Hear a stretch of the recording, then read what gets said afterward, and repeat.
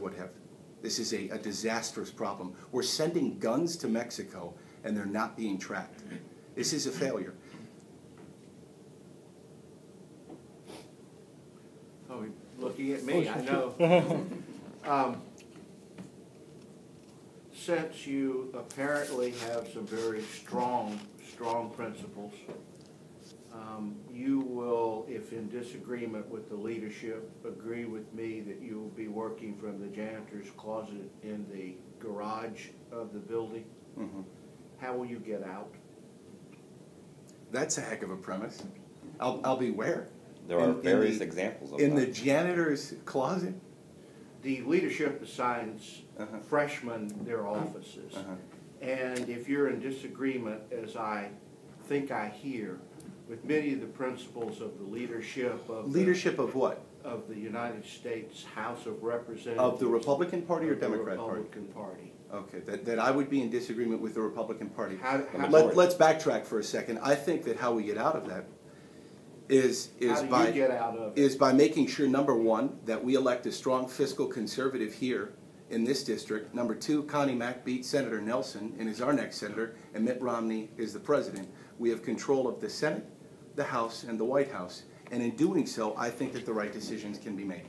The party is in control, and if your principles disagree with the leadership of the party, are you prepared to oppose it and even vote with the opposition according to principle? Well, let's use a specific example, because you're using really big kind of metaphors here that I'll be in the janitor's closet working from there. I think more exactly what he's saying is you're going to be set an agenda when you walk in the door, whether it's in Congress, the State House, or in the City Council.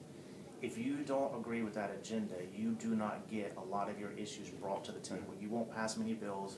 You will be stuck in the janitor's closet or on the 5th floor or what have you. Let's take a look at Senator Marco Rubio, who in perhaps many other editorial board meetings was told, "You're extreme young man. You know, you're strongly principled, and you're going to be in the janitor's closet." Marco Rubio has done a fantastic job for the state of Florida. So let's bring that right to a specific point, which you're talking about, which is a disagreement with Republican leadership, where I would have stood next to Marco Rubio from the House and to what he did in the Senate and many other House members did, which was he voted against raising the debt ceiling. And that went directly against Senate and House leadership. Is he in the janitor's closet? Let me give a... But you're prepared to do it. Again, Yes. Well, here's some specific examples. Is it not? I mean, the whole premise is that I'm going to be in the janitor's closet. Well, not fair? Well, not from my perspective. I mean, you can vote what you want. Using a senator of the third largest state with the delegation vote and the ability to do things is a little different than a large number of congressional members from states. Votes are votes. I'm sure you'll vote the way you feel is best vote for you and your constituents and move down that path. Is this going to a question of one of his opponents having relations with other congressmen, such as Paul Ryan? I'm not sure where this question, because I asked the question earlier about how would you coalesce. That's really what we need to know, not whether he's going to sit in my office. I happen to know some of the senators who were assigned some pretty bad seats, but nonetheless, they were able to do something. That's exactly right. And again, I can't stress enough, all of my life, look, I have, even if you want to look at the personal aspect of this, I have friends who some of you may label far left liberal. And you know what? I love them to death. They're great. You're talking more about a Reagan position where you stick to certain principles and won't go beyond, but you will compromise on others where you don't have to. And I would even say that, unfortunately, in today's hyper-partisan world, the word compromise is a dirty, filthy word. And that's a shame.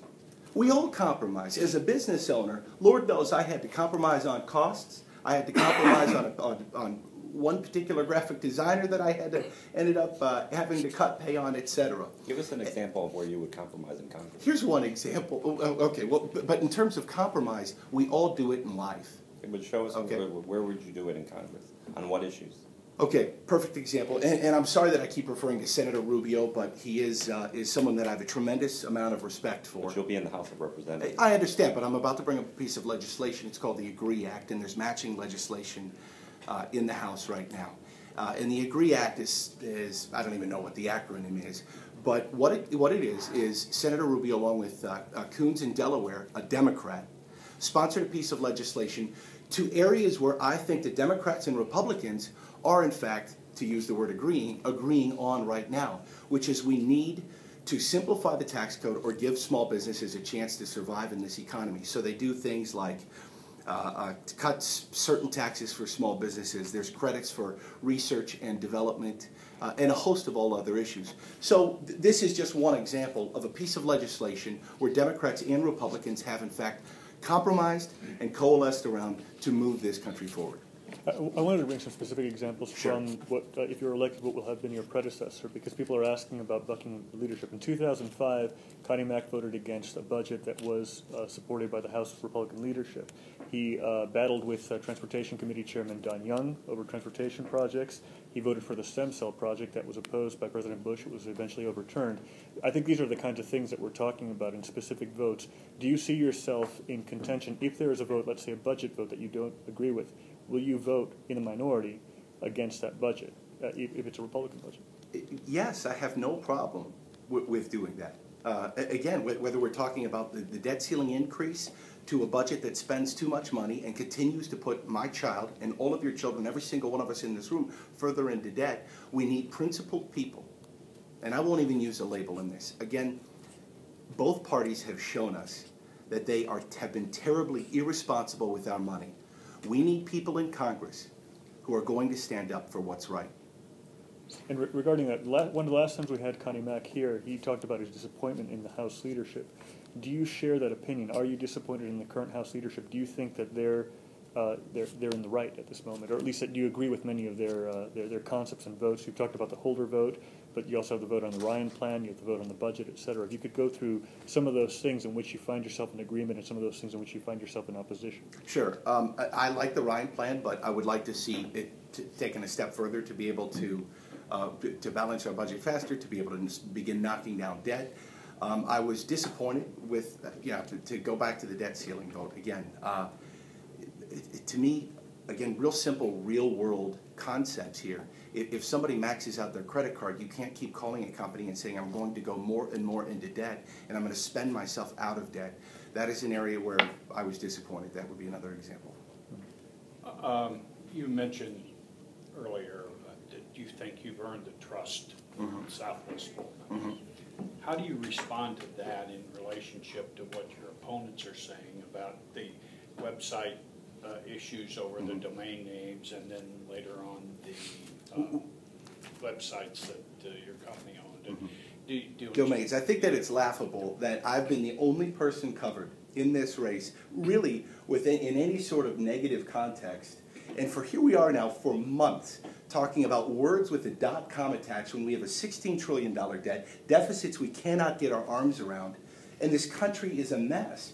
And the only people talking about this are my opponents, because they're my opponents.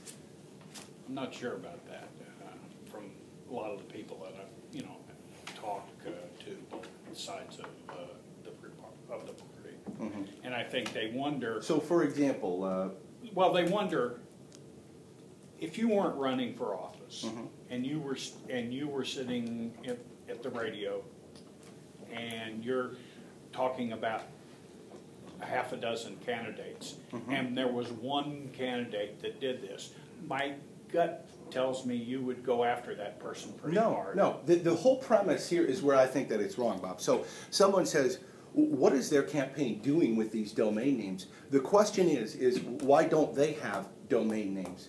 The premise, I think, is completely wrong in all of this. Until the Republican Party gets in the 21st century and starts acting like it's the 21st century, we're going to lose our party and our country. Domain names have been the only thing, one of the very few things that have been written about time and time again. And I'm sorry, but at this point it's just laughable. And most of the people that I've interacted with, including supporters of opponents, have said this is ridiculous. Why are you the only one being focused on? And I know why the opponents are focusing on us, because we're winning.